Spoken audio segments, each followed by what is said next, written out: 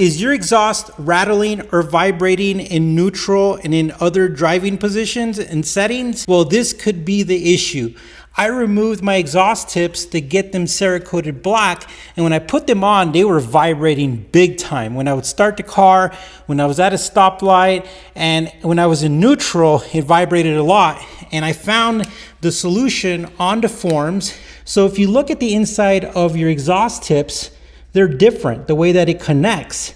And the problem is that when you put these on, this side of the exhaust tips, this side, common mistake is that people, when they install it, they push this back.